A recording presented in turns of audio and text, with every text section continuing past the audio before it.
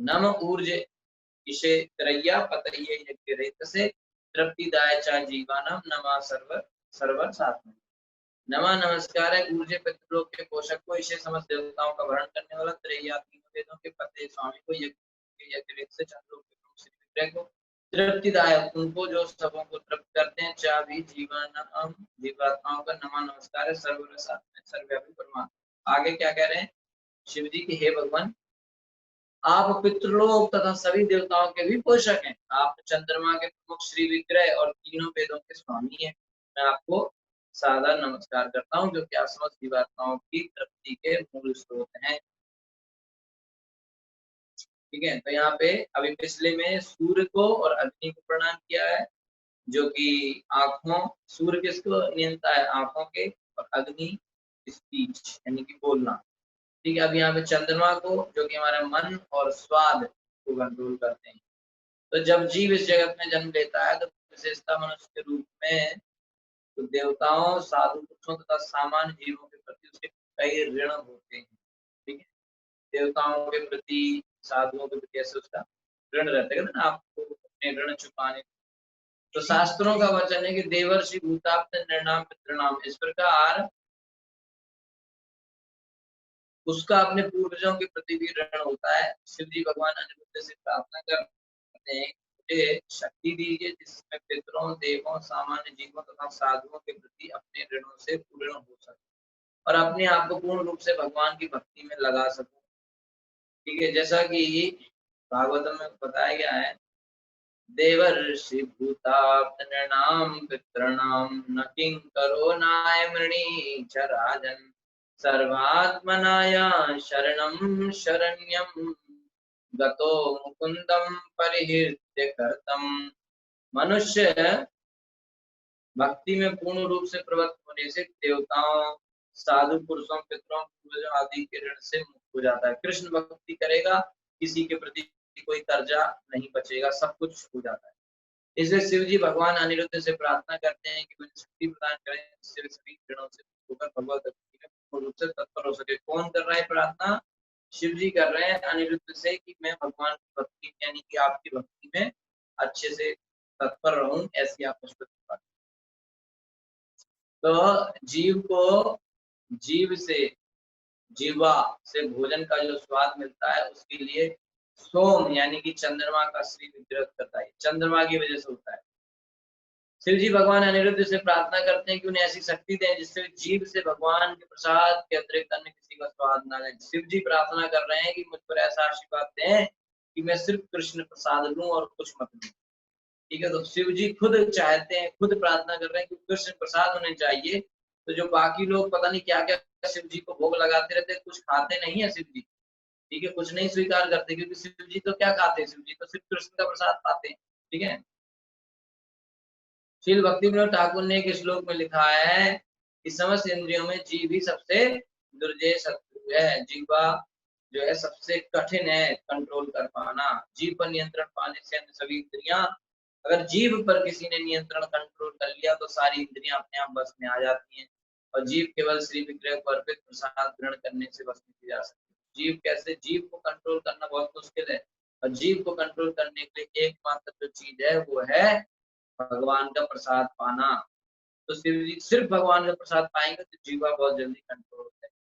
शिव जी द्वारा अनिरुद्ध से जो प्रार्थना की गई वह इसी प्रयोजन के लिए है, तृप्तिदायक। वे उनसे यही प्रार्थना करते हैं कि उनकी सहायता करें जिससे भगवान को अर्पित प्रसाद को ग्रहण करके प्रसन्न रह सके। सिर्फ भगवान का प्रसाद लें और उसमें संतुष्ट रहें, प्रसन्न रहें। ये शिव जी की प्रार्थना यहाँ पर है। ठीक है, सर्व सत्वात्म देहाय विशेषाय स्थवीय से नमस्त्रैलोक्य पालाय सा ओजो बलाय च। सर्व समस्त सत्व अस्तित्व आत्म जीव देहाय शरीर को विशेषाय विभिन्नता को स्थवीय से भौतिक संसार नमा नमस्कार त्रैलोक्य तीन लोगों के पालाय पालक साहब के साथ ऊर्जा ओज बलाय को चाबी। हे भगवान, आगे शिव जी कहते हैं कि हे भगवान आप विराट स्वरूप हैं जिसमें समस्त जीवात्माओं के शरीर समाहित हैं। आप तीनों लोगों के पालक हैं, फलता आप मन, इंद्रियों, शरीर तथा प्राण का पालन करने वाले। अतः मैं आपको सादर नमस्कार करता हूँ। जिस प्रकार जीवात्मा का शरीर असंख्य कोषों कीटाणु तथा जीवाणु से बना है, का भगवान का विराट शरीर में समस्त जीवों के शरीर समाये। शिव जी उस विराट शरीर की प्रार्थना कर रहे हैं जिसमें अन्य समस्त शरीर, जिससे प्रत्येक व्यक्ति सा शरीर भक्ति कर सके। ठीक है, तो चूंकि ये शरीर इंद्रियों से बना है, अतः समस्त इंद्रियों को भक्ति में लगाना चाहिए। भगवान शिव किसकी प्रार्थना कर रहे हैं? जैसे एक्चुअली में जैसे हमारे शरीर में बहुत सारे छोटे छोटे जीव भी हो सकते हैं, कीटाणु में सब होते हैं, इससे जो विराट रूप जो है भगवान का, उसमें बहुत सारे जीव समाहित हैं। तो यहाँ पे कह रहे हैं कि सारी इंद्रियों को भगवान की सेवा में लगाना चाहिए। जैसे उदाहरण के लिए नाक को चाहिए कि भगवान के चरण कमलों में जो फूल चढ़े हैं उनकी सुगंध, हाथों को चाहिए कि भगवान के मंदिर की साफ सफाई करें। निसंदेह प्रत्येक जीवात्मा का प्राण होने के कारण भगवान हर जीवात्मा के प्राण होने के कारण भगवान तीनों लोगों के पालक हैं, और वे प्रत्येक जीवात्मा को पूर्ण शारीरिक तथा मानसिक शक्ति के साथ साथ जीवन को वास्तविक कर्म में प्रवृत्त करा सकते हैं। इस प्रकार प्रत्येक जीवात्मा को अपने प्राण, जीवन, अर्थ, धन, बुद्धि तथा वाणी से क्या करना चाहिए? भगवान की सेवा करना चाहिए। जीवन की सफलता इसमें कि अपने जो है जीवन देके, अपना पैसा, धन देके, बुद्धि तथा वाणी, चार चीजें यहाँ बताई गई हैं कि जीवन अपना लाइफ दे दिया है तो पूरा का पूरा जीवन दे देते। कोई लोग अपने लिए कुछ नहीं करते, वो जी ही रहे हैं कृष्ण की सेवा के लिए, है ना। जो लोग हैं उन्होंने सन्यासी है, ब्रह्मचारी, उन्होंने अपना जीवन कृष्ण को दे दिया है, उनका जीवन ही कृष्ण के लिए, वो अपने लिए कुछ करते ही नहीं है। सब सुबह से लेकर शाम तक जो करते हैं वो कृष्ण के लिए करते हैं, पूरा जीवन दे दिया है। कुछ लोग अपना पैसा देते हैं, कुछ लोग अपनी बुद्धि देते हैं, उनके पास भगवान ने बुद्धि दी है तो बुद्धि को यूज करके वो सेवा करते हैं। कई तरह की सेवा बुद्धि का यूज करके करी जा सकती है। और कुछ लोग अपनी वाणी से सेवा करते हैं, कैसे? भगवान के गुणगान गा के, भगवान का नाम का कीर्तन करके, भगवान की कथा बोलकर, इस तरीके से भगवान की सेवा करते हैं वाणी से। श्रीमद् भागवत में 10:22-35 में होता है, एतावत् जन्म साफल्यम तेषां हृदयेषु प्राणैर अर्थैर धिया वाचा श्रेयाचरणं सदा। प्राणैर अर्थैर धिया वाचा, प्राण माने जीवन, अर्थ माने धन, धिया माने बुद्धि, वाचा माने वाणी। यदि कोई भगवान की भक्ति करना चाहता है, जैसे हम लोग चाहते हैं कि सभी हम भगवान के भक्त बने, तो भगवान की आज्ञा के बिना ऐसा नहीं हो सकता। तो शिव जी जीवात्माओं को दिखाने के लिए कि भक्ति कैसे की जाती है, किस प्रकार से प्रार्थना कर रहे हैं। तो शिव जी बता रहे हैं कि इस तरह से हमें प्रार्थना करनी चाहिए। शिव जी खुद करके दिखा रहे हैं कि हमें कैसे प्रार्थना करें कृष्ण की कृपा प्राप्त करने के लिए। शिव जी स्वयं कर रहे हैं। ठीक है, तो एताव जन्म साफल्यम देहिनाम हृदयेषु प्राणे अर्थिर्धिया और वाचा श्रेयाचरणम सदा। हमेशा ध्यान रखें कि हम इन चार चीजों को भगवान से लगाएं, अपना जीवन, अपना धन, अपनी बुद्धि, अपना वाणी। ठीक है, अर्थलिंगाय नमः से नमो अंतर बहिरात्मने नमः पुण्याय लोकाय अमुष्य भूरि वर्चसे। अर्थ तात्पर्य लिंगाय प्रकट करने तो नभ से आकाश को नमः नमस्कार, अंता भीतर बहिर्मुखा बाहर। आत्मा ने अपने आप को नमः नमस्कार, पुण्याय पुण्य कर्मों को लोकाय सृष्टि के लिए अवश्य मृत्यु के परे भूरि वर्चसे परम। हे भगवान, आप अपनी दिव्य वाणी शब्दों को प्रसारित करके प्रत्येक वस्तु का वास्तविक अर्थ प्रकट करने वाले हैं। आप भीतर बाहर सर्वव्याप्त आकाश हैं और इस लोक में तथा इससे परे किए जाने वाले समस्त पुण्य कर्मों के परम लक्ष्य हैं। अतः आपको पुनः पुनः सादर नमस्कार करता हूँ। वैदिक प्रमाण शब्द ब्रह्म कहलाता है। ऐसी अनेक वस्तुएं जो हमारी अपूर्ण इंद्रियों के निरीक्षण से परे, जो आध्यात्मिक चीजें वो हमारी इंद्रियों से परे होती है, हम उसको भी इंद्रियों से नहीं समझ सकते, किंतु शब्द का प्रामाणिक साक्ष्य पूर्ण है। वेद शब्द ब्रह्म कहलाते हैं क्योंकि वेदों का प्रमाण ही परम ज्ञान है। इसका कारण यह है कि शब्द ब्रह्म या वेद भगवान का प्रतिनिधित्व करते हैं, किंतु शब्द ब्रह्म का वास्तविक सार क्या है? हरे कृष्ण मंत्र का कीर्तन। इस दिव्य ध्वनि के उच्चारण से भौतिक तथा आध्यात्मिक सारी वस्तुओं का अर्थ प्रकट हो जाता है। ये हरे कृष्ण महामंत्र भगवान से अभिन्न है। ठीक है, भगवान से कैसा है? अभिन्न है। नाम चिंतामणि कृष्ण चैतन्य रस विग्रह पूर्ण शुद्धो नित्य मुक्तो अभिन्नत्वा नाम नामिनो। प्रत्येक वस्तु का अर्थ वायु के माध्यम से प्राप्त शब्द ध्वनि से प्रकट होता है। ये ध्वनि चाहे भौतिक हो या आध्यात्मिक, किंतु बिना शब्द ध्वनि के किसी बात का कोई अर्थ समझा नहीं जा सकता। ठीक है, शब्द का बड़ा महत्व है। वेदों में कहा गया अंतर बहिष्ठ तत्सर्वम व्याय नारायण स्थिता। नारायण सर्वव्यापी हैं और वे भीतर तथा बाहर स्थित रहते हैं। भगवद गीता में बताया गया यथा प्रकाशयत्येका कृत्स्नम लोकम एवं रवि क्षेत्रम क्षेत्री तथा कृत्स्नम प्रकाशति भारत। हे भरतवंशी, जिस प्रकार इस ब्रह्मांड को अकेला सूर्य प्रकाशित करता है, उसी प्रकार जीवात्मा तथा परमात्मा चेतना द्वारा संपूर्ण शरीर को प्रकाशित करते हैं। दूसरे शब्दों में आत्मा तथा परमात्मा की चेतना सर्वव्यापी है। आत्मा अपनी सीमित चेतना से संपूर्ण भौतिक शरीर में व्याप्त रहती है, एक शरीर में, और भगवान की परम चेतना सारे ब्रह्मांड में व्याप्त रहती है। तो हम आत्मा है, हमको हमारे शरीर के बारे में पता है, लेकिन भगवान तो परमात्मा के रूप में सारे ब्रह्मांड के बारे में जानकारी रखते हैं, क्योंकि आत्मा शरीर के भीतर स्थित है, अतः चेतना सारे शरीर में व्याप्त रहती है। इसी प्रकार परमात्मा श्री कृष्ण ब्रह्मांड में व्याप्त है, अतः चेतना, अतः हर वस्तु व्यवस्थित रूप से काम करती रहती है। इसलिए गीता में क्या कहा है, मया दक्षिण प्रकृति सूयते सा चराचरम। एक कुंती पुत्र, ये प्रकृति मेरे निर्देशन में काम कर रही है और समस्त चर तथा चर प्राणियों को उत्पन्न करती है। तो सारा प्रकृति का खेल है किसके अंडर, किसके अध्यक्षता में चलता है, कृष्ण के।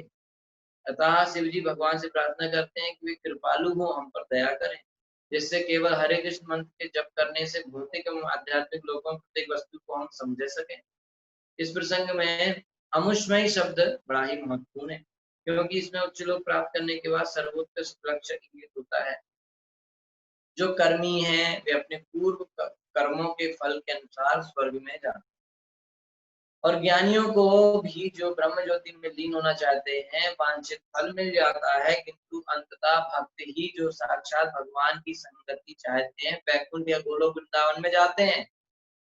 कर्मी लोग तो स्वर्ग तक जाएंगे, ज्ञानी योगी लोग हो सकता है मुक्ति पा जाए, ब्रह्म ज्योति में चले जाएं, लेकिन गोलोक वृंदावन में या वैकुंठ लोक में कौन जा पाएगा, जो कृष्ण भक्ति कर रहा है। श्रीमद् भागवत में भगवान को पवित्रम परमम कहा गया। इसकी पुष्टि इस श्लोक से होती है। सुखदेव गोस्वामी ने कहा है कि श्री कृष्ण के साथ खेलने वाले ग्वाल बाल सामान्य जीव नहीं थे। विभिन्न जन्मों में अनेक पुण्य कर्मों को संचित करते रहने से ही भगवान का साहचर्य प्राप्त होता है, क्योंकि पवित्र आत्मा ही उन्हें प्राप्त कर सकते हैं। अतः भगवान परम शुद्ध है। ठीक है, प्रवृत्ताय निर्वृत्ताय पितृदेवाय कर्मणे नमो धर्म विपाकाय मृत्युवे दुखदाय। प्रवृत्ताय प्रवृत्ति, निवृत्ताय निवृत्ताय, पितृदेवाय पितृलोक के स्वामी को, कर्मणे सकाम कर्मों के फल को, नमः नमस्कार, धर्म धर्म विपाकाय फल को, मृत्युवे मृत्यु को दुखदाय सब प्रकार की।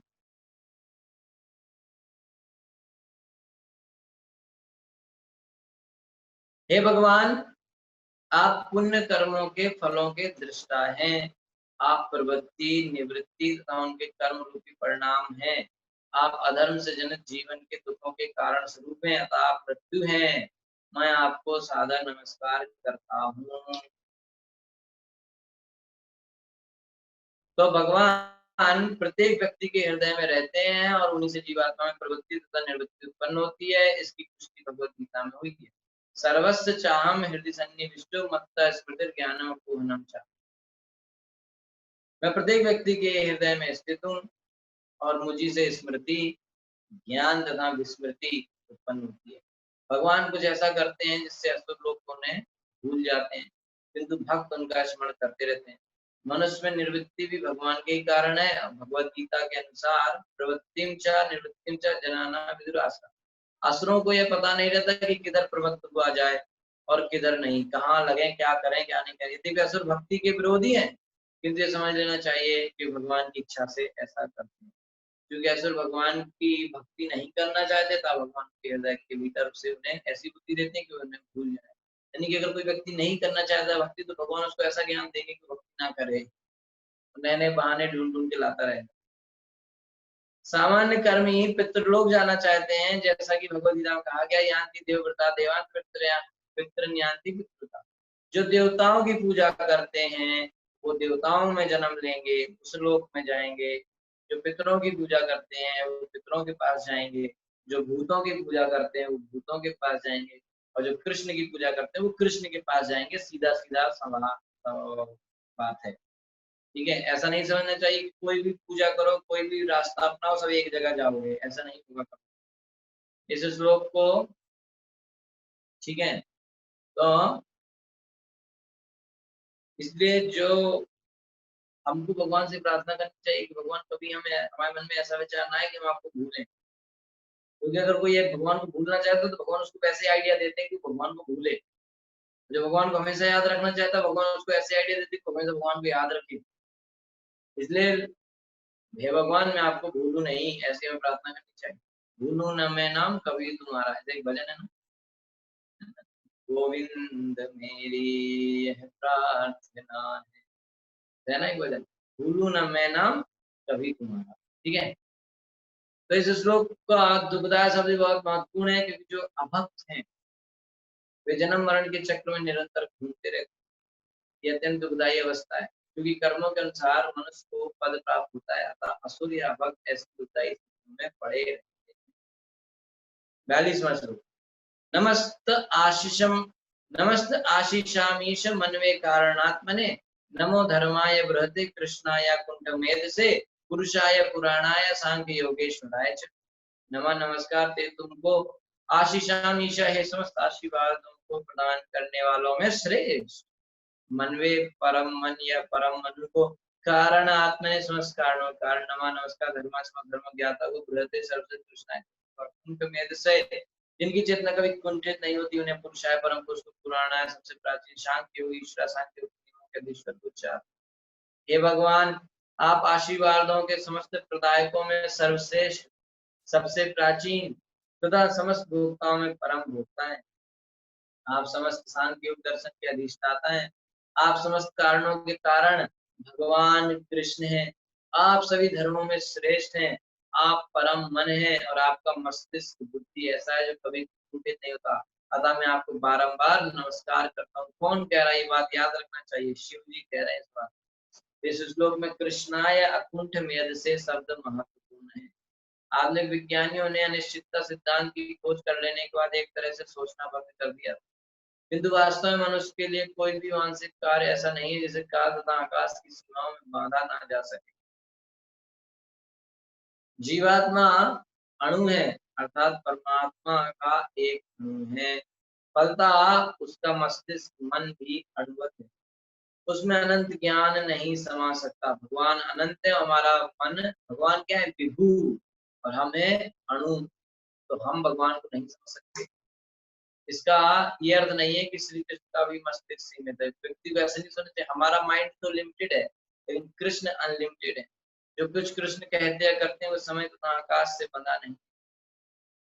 भगवत गीता में भगवान कहते हैं कि वेदा हम संतीतानि वर्तमानी चार्जुना, भविष्यानि च भूतानि माम तु वेदना कश्चन। हे अर्जुन, भूतकाल में जो हुआ, वर्तमान में जो कुछ हो रहा है तथा आगे जो कुछ होगा, वह सब भगवान के रूप में मैं जानता हूँ। मैं सभी जीवों को जानता हूँ किंतु मुझे कोई नहीं जानता। तो कृष्ण तो सब कुछ जानते हैं।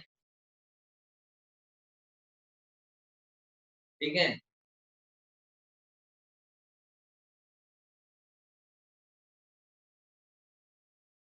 कृष्ण तो सब कुछ जानते हैं, किंतु जब तक उनकी कृपा ना हो कोई उन्हें नहीं जान सकता। अतः कृष्ण तथा उनके प्रतिनिधि के लिए अनिश्चितता सिद्धांत का प्रश्न ही नहीं उठता। कृष्ण जो भी कहते हैं वो अपने मन, वह अपने में पूर्ण और निश्चित है, और वह भूत वर्तमान तथा भविष्य पर लागू होता है। जो कुछ कृष्ण कहते हैं उसे जानने वाले कोई अनिश्चितता नहीं है। कृष्ण भावनामृत आंदोलन भगवान कृष्ण द्वारा कही गई भगवत गीता पर आधारित है। जो इस आंदोलन से जुड़े हुए हैं उनके लिए अनिश्चितता का कोई प्रश्न ही नहीं। भगवान कृष्ण को यहाँ पर आशीषाम ईश कहकर संबोधित किया है। वरदराज, साउथ इंडिया में एक मंदिर है कांची में, वरदराज, आशीषाम ईशा, यानी कि वरदान देने वालों में सबसे बड़े। तो महापुरुष मुनि तथा देवता समान जीवों को कोई वरदान आशीष दे सकते हैं, किंतु स्वयं वे भगवान से आशीर्वाद प्राप्त करते हैं। श्री कृष्ण से आशीर्वाद पाए बिना कोई किसी अन्य को आशीर्वाद नहीं दे सकता। भगवान गीता में भी कहते हैं कि जो कुछ भी सब मिलता है वो मेरे द्वारा ही दिया जा रहा है। मनवे शब्द भी महत्वपूर्ण है, इसका अर्थ है मनु को। मनु वैदिक साहित्य के स्वयंभुव मनु हैं, जो कृष्ण के अवतार हैं। सारे मनु कृष्ण के सत्तावेश अवतार हैं। मनवंतर अवतार, ब्रह्मा के एक दिन में 14 मनु, एक मास में 420, एक वर्ष में 5040, और ब्रह्मा के जीवन काल में 5,04,000 मनु होते हैं। एक उम्र में ब्रह्मा के एक जीवन में 5,04,000 मनु। क्योंकि सारे मनु मानव समाज के अधीक्षक होते हैं, तो श्री कृष्ण मानव समाज के परम अधीक्षक है। मनवे का दूसरा अर्थ सभी प्रकार के मंत्रों की सिद्धि भी होता है। मंत्र बद्ध जीव को बंधन से छुड़ाता है, तो हरे कृष्ण महामंत्र का जप करने से, हरे कृष्ण महामंत्र का जप करने मात्र से ही मनुष्य का किसी भी स्थिति से उद्धार हो सकता है। फिर अगला शब्द है कारणात्मनि। प्रत्येक वस्तु का कोई ना कोई कारण होता है। इस श्लोक में भाग्यवाद के सिद्धांत का खंडन हुआ है। भाग्यवाद, क्योंकि हर वस्तु का कारण होता है, अतः भाग्य का कोई प्रश्न नहीं उठता। क्योंकि तथाकथित विज्ञानी तथा दार्शनिक वास्तविक कारण ढूंढ पाने में असमर्थ हैं, असली कारण वो पता नहीं कर पाते, इसलिए वो बेकार में कहते हैं कि सब कुछ कोइंसिडेंट है, संयोगवश हो गया है। ब्रह्म संहिता में लेकिन यहाँ पे हर चीज का एक कारण बताया गया है, कुछ भी संयोग से और भाग्य से कुछ नहीं होता है। ब्रह्म संहिता में कृष्ण को समस्त कारणों का कारण कहा गया है, सर्व कारण कारणम। यहाँ उन्हें कारणात्मने कहकर संबोधित किया गया था। उनका व्यक्तित्व ही प्रत्येक वस्तु का मूल कारण या बीज है।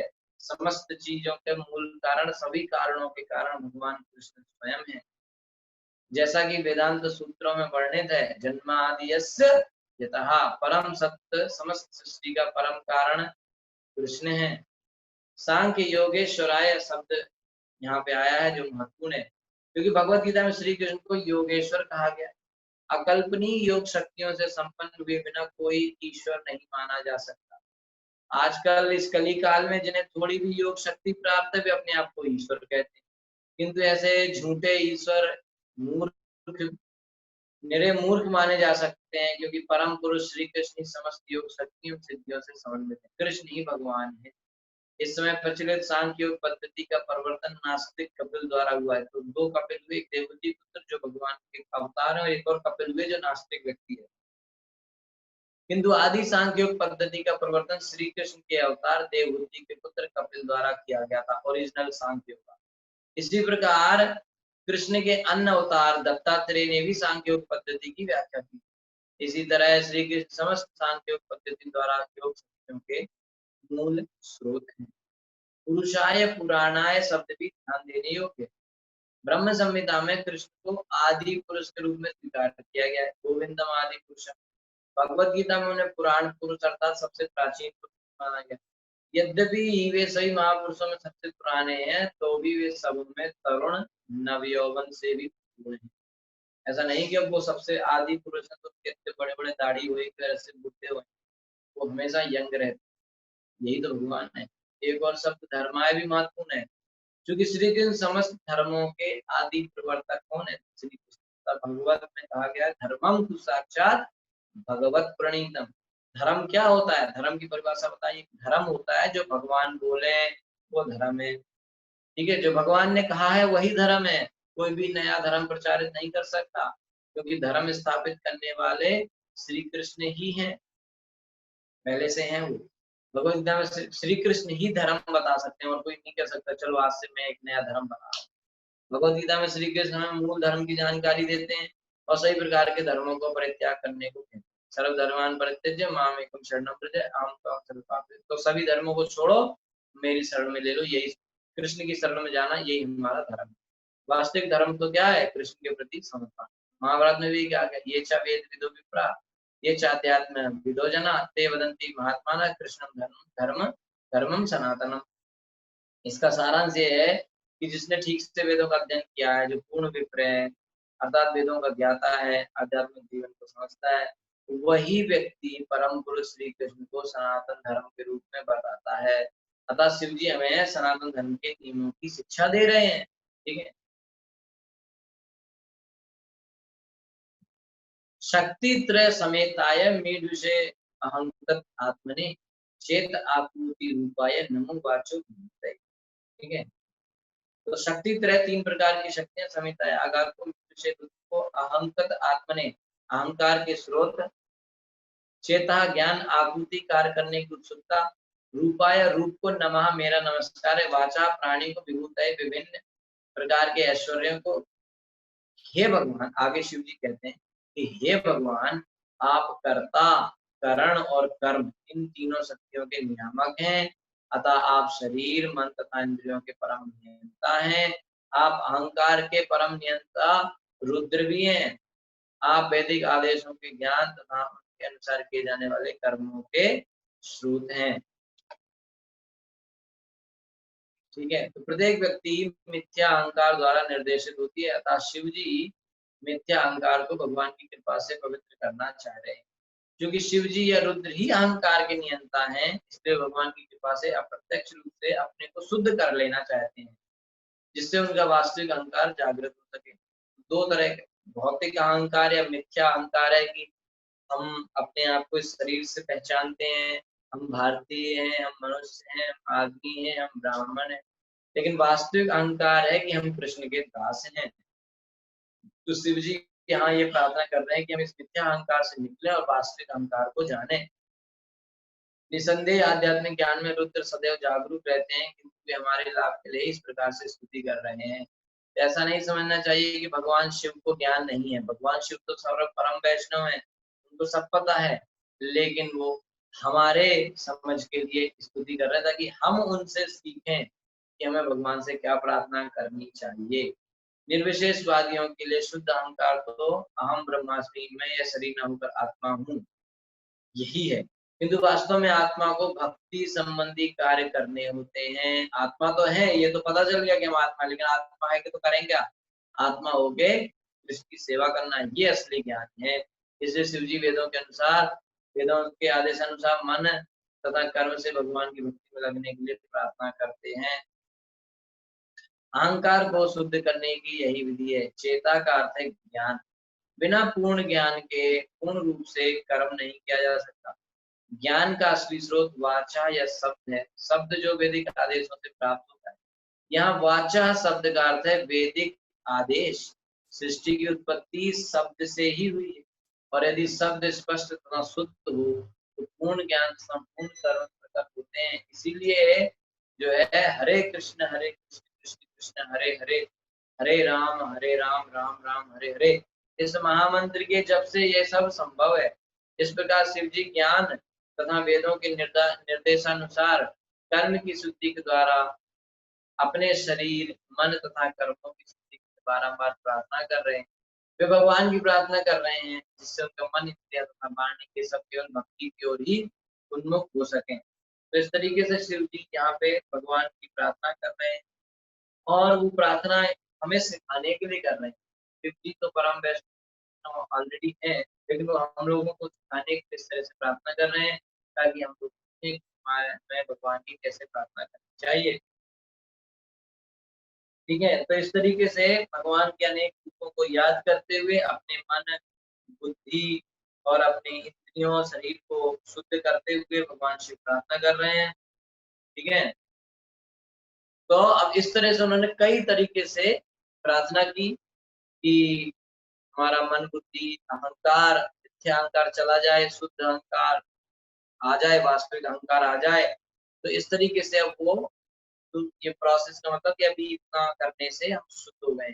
तो जब व्यक्ति शुद्ध हो जाता है तो फिर वो भगवान के रूप को देख सकता है। ठीक है, तो आगे 44वें श्लोक से 52 श्लोक तक वो भगवान के रूप को देखने के लिए प्रार्थना कर रहे हैं।